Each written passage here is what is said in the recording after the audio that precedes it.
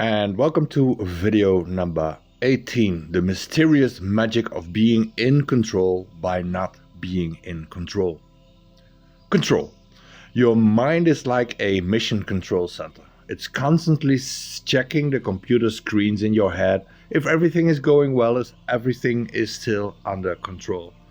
Turning buttons, reprogramming situations, influencing people, or even ordering people when things seem to go out of control or don't feel safe for you.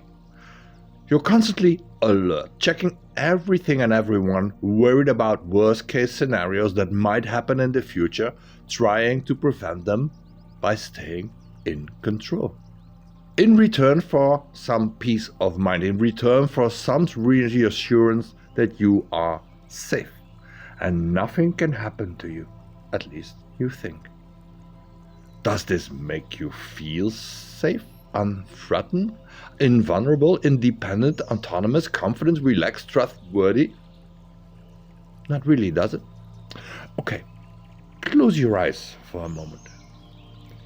If you dare to let go of your control for a moment, then just close your eyes and imagine yourself standing on a small and shaky stool. You're standing in the center of your surroundings, like the spider in the web that you are. Constantly on alert for everything that moves inside your web. Now imagine, a cord runs to your surroundings from every finger of your hand like the threads in a web. Look at one of your hands and its fingers, and imagine your fingers shaped like a hook. Holding on to these 5 cords hooked to your finger, running to your surroundings. The first cord is attached to your partner. Visualize the first cord running to your partner's or potential partner's neck while holding this cord with your hooked finger. The second cord is attached to your children if you have them, or maybe your pets or siblings if you don't have children. Visualize the second cord running to the neck of your kids, pets or siblings while you are holding this cord with your hooked finger. The third cord is attached to your parents, even if they are already deceased. Visualize the third cord running to your parents' neck while holding this cord with your hooked finger. The fourth cord is attached to your other family members. Visualize the fourth cord running to your other family member's neck while holding this cord with your hooked finger. And the fifth cord is attached to your friends and social environment. Visualize the fifth cord running to your friends' necks while holding this cord with your hooked finger. You're still standing there on this wobbly stool, now with one hand up, your hooked fingers holding on to 5 cords running to the people in your environment we just mentioned. How does this feel? You holding all the cords to all the people you are caring for the most. Does it feel powerful standing on this wobbly stool, holding all the cards or at least all the cords in your control, being Mr. or Mrs. Mission Control? Okay, now take a look at your other hand, which is still unattached from cords. Pick a finger of your choice and imagine it being hooked, clinging to another cord running to your job situation with which you control your work, colleagues and maybe even your manager. This is cord number 6. 4 more fingers to go. Cord number 7 runs from your next hook finger to your financial situation. And with this cord you are trying to control your income, savings, stocks, pension, bitcoins, life insurance, whatever. Cord number 8 runs from your next hook finger to your other assets like your house, car, or maybe even a second house, property, investments or a boat. With this cord you control it all and adjust when you think it's necessary. Cord number 9 attached to hook finger number 9 runs to your health situation. With this cord, you can influence your health situation in any possible way to create some sense of invulnerability in the field of health because you have everything under control. Last but not least, cord number 10, attached to hooked finger number 10, runs to your hobbies, leisure time, sports activities and relaxation in general. With this cord, you are fully in control with respect to your spare time and the activities that give you pleasure, relaxation, or inner peace and satisfaction. Okay, we now completed the sequence of control. See yourself standing there. On this wobbly stool, your arms and hands spread, your fingers hooked, clinging on to the 10 cords that run to the most important areas of your life, with you being fully in control because you pull the strings when necessary. When some area needs to be corrected, adapted, changed, or influenced. Because when you feel a threat, you need to be able to act immediately to regain your sense of safety, control. You sense it's a bit of a wobbly situation with this insecure stool you are standing on, especially when one or multiple cords pull you because the connected person or area exerts some force, some disturbance on the cord, causing some form of mental or physical disbalance in your mission control center while you stand there on your wobbly stool. So you apply a counterforce to the cord, the person or the area involved to restore the power balance that feels safe to you and that has to prevent you from falling off this wobbly stool. Because if you fell, you would lose control. Just for a moment until you crawl back up to this stool as soon as possible to regain control and balance in your web again, wouldn't you? And to keep control, to manipulate all these 10 cords, you do all kinds of things to remain in balance on this wobbly stool. Especially when you have already fallen off once, which was horrible to be out of control, even if it was just for a minute or so. So you learn to mistrust everyone and everything attached to your cords. You are constantly scanning your web and cords if all is still under control, so no one or nothing can disturb your balance. You decide to take all matters into your own hands, like with the cords. And you claim this is because you like to be independent, but in the end you are dead afraid of losing control by the acts and deeds of someone or something else. You'll do it. At least then it's done properly. Maybe so. Maybe it's mistrust by being afraid of not being in control and a lack of confidence in other people. You adopt the strategy of taking over responsibilities from other people. You will solve it because you believe other people are incapable of taking their own responsibilities, or at least this motivates your behavior to be responsible. And you try to be perfect or to make things perfect because when everything is perfect, you find the perfect balance standing there on your wobbly stool, and nothing or no one can make you fall when you are balanced well. And you try to ease a few of your cords by pleasing them. You pretend you are doing well for them, but in the end you just want them to be quiet and appreciate you by not resisting the cords attached to their necks, so they will not cause unnecessary disbalance for you. Or you try not to oppose one or more cords by not setting clear boundaries by saying no. Or to keep the people or areas of your life from causing disturbance leading to disbalance standing there on this wobbly stool. And every now and then you criticize a person or area of your life attached to one or more of these cords, to make them feel small and powerless so they will not feel the urge to oppose you, and apply a counterforce to your cords. Again, a way to keep or restore your balance on this wobbly stool. everything to prevent you from falling off your wobbly stool, your mission control center of the mind. Because falling would mean you could get hurt, especially when you hurt a spot in your body that has been wounded in the past before, of which the wound has not yet been healed properly. You know how it feels when you have a wound or sore spot in your body and you hurt it again. It's double the hurt, and sometimes it even reopens the wound and it starts bleeding again.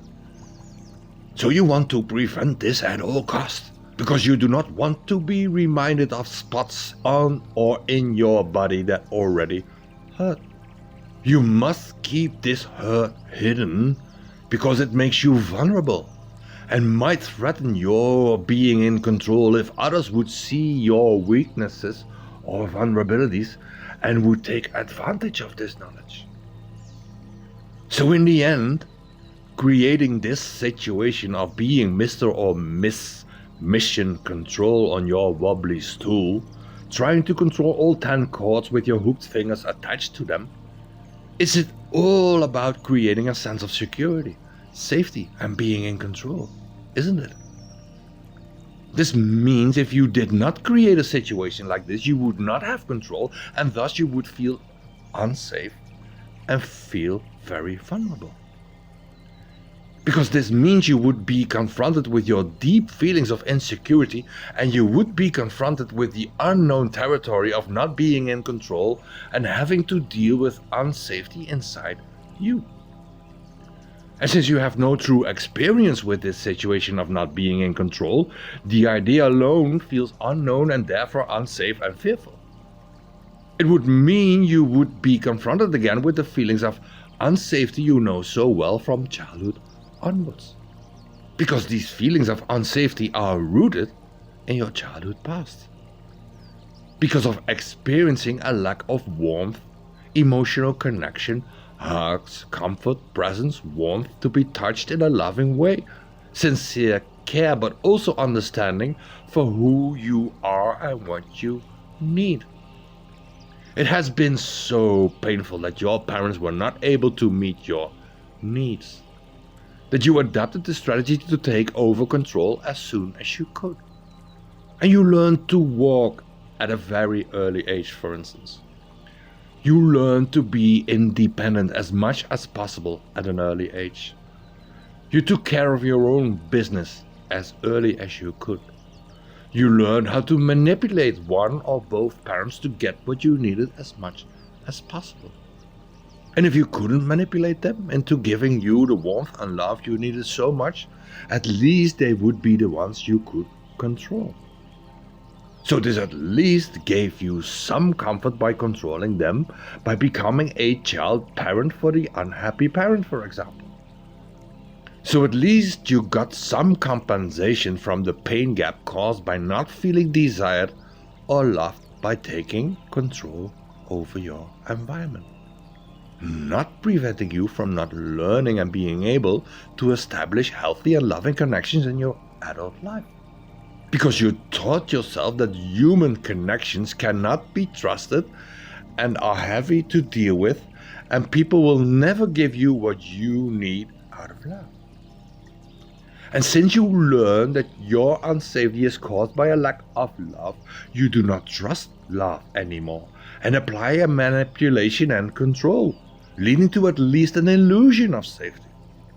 Because you cannot trust the fact that someone would truly love you, would truly and sincerely take care of you, or that a solution for a situation or challenge will always come one way or the other, without you frantically trying to control the people or events around you that might bring you this balance.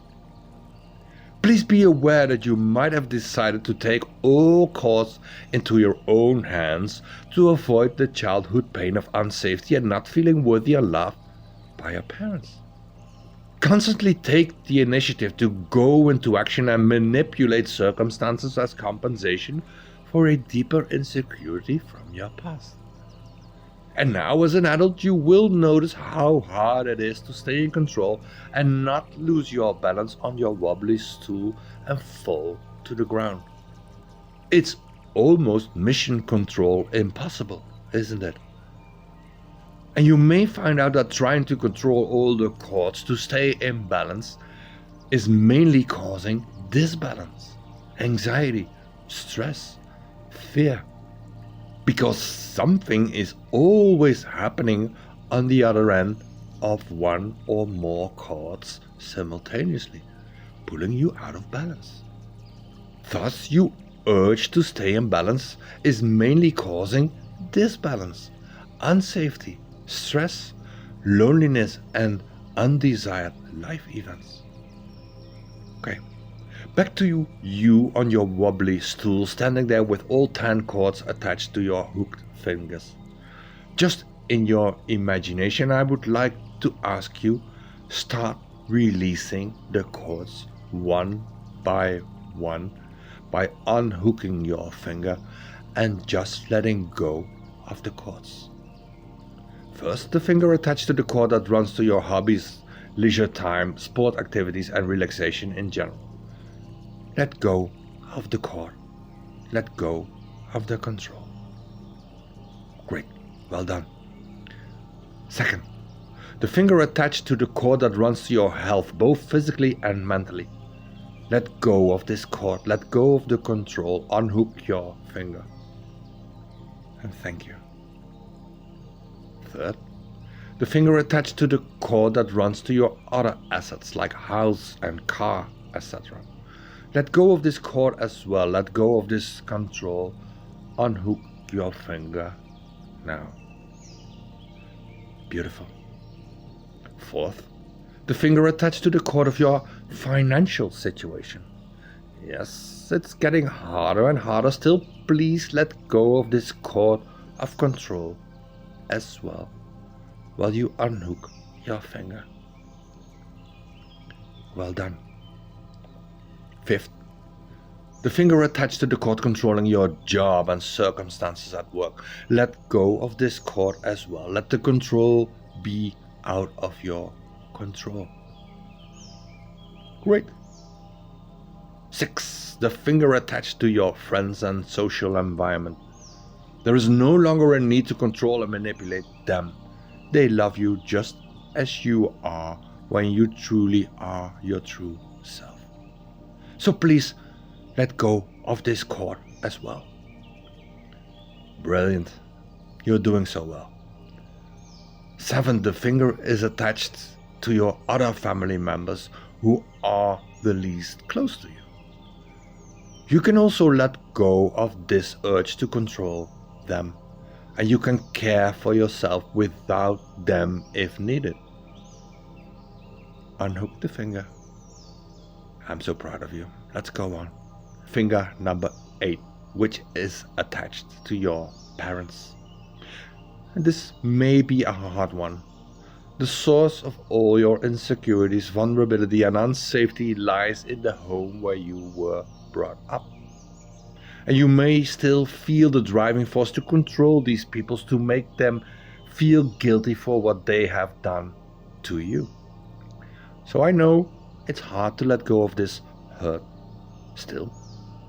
Please gently let go of this cord as well. It no longer serves you. You didn't find a solution for your unsafety feelings in controlling this cord.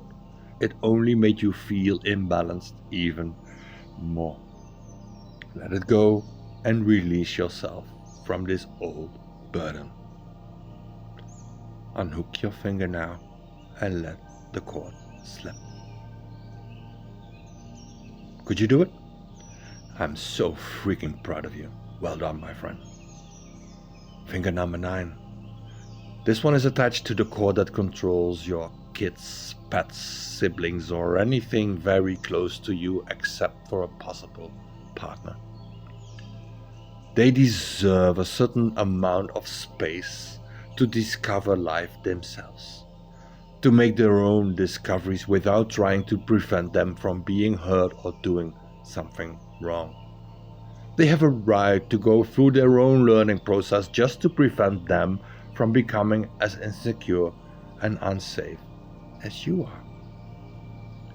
This will be the outcome of your controlling strategy. They will become just as insecure and feel unsafe as you are now. And this is not what you want, do you? So, please, let go of discord. Grant them their own adventures and discoveries and keep a loving eye on them. Very well. Finger number 10. It's the cord attached to your partner or potential partners. The one you try to control by criticizing, belittling, making your partner feeling not good enough because you cannot be satisfied, demanding attention and unconditional loyalty from your partner to back you up in everything, just to keep your partner under control, make your partner insecure and small, depending on you like a little child. Stop this and let go of this last cord as well. Unhook your finger now and let the cord slip away. Because in the end, this will lead to the thing you fear the most: loneliness. Were you able to let it go? I'm so proud of you. Now please sit down on your wobbly stool and relax for a moment and have a look at the loose cords lying on the floor. And while you sit down, do you notice more balance? The stool may still be wobbly, but sitting down gives more security, more stability. Doesn't this give you more confidence that you will not fall? And at the same time, do you still have a clear overview of anyone and everything you control before via the cords? Are they still in plain sight? Yes, they are. So you can keep an eye on everyone and everything without feeling the urge to correct or adjust immediately via your old cords. Does this also not give you reassurance and a sense of safety? And these people and circumstances you try to control, are they not freer to move around independently without frantically being strangled by your cords? Can you imagine that this space you offer them, letting control go a bit more, also makes them feel more liberated? Gives them more space to breathe?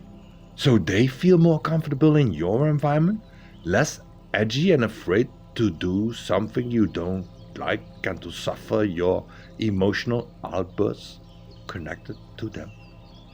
And at any moment when something needs your attention because you fear something might go wrong, what could you do sitting there on your stool, still having everything and everyone in sight, being anxious because of what is going on, but still with everything and everyone in clear sight without attaching new cords? An option could be to go into a conversation with the people or areas involved, calmly and having faith in yourself that things will solve. You can peacefully consider action and take well-thought steps if one of your life areas asks for attention without starting to pull the cords frantically and in panic and fear or disbalance. You can explain to others or yourself why you feel uncomfortable and what you need to make you feel better, without immediately making the other person responsible for you feeling insecure and unsafe. So you will be able to take responsibility for your own unsafe feelings and grant the other person time and space to come up with an idea, a solution, or even come up with nothing at all and just comfort you.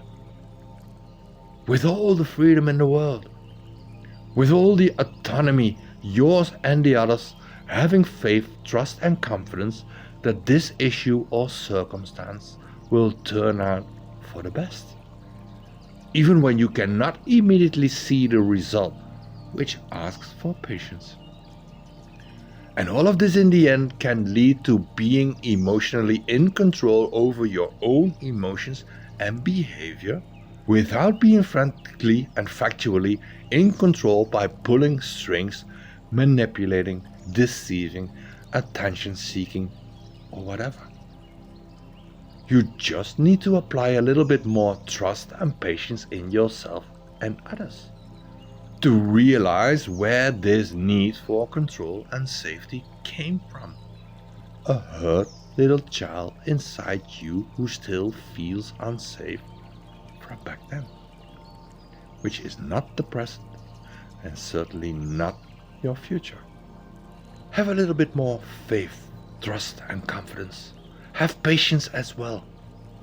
It may not always be easy, but it will lead to more self-acceptance and therefore the acceptance of others and circumstances around you.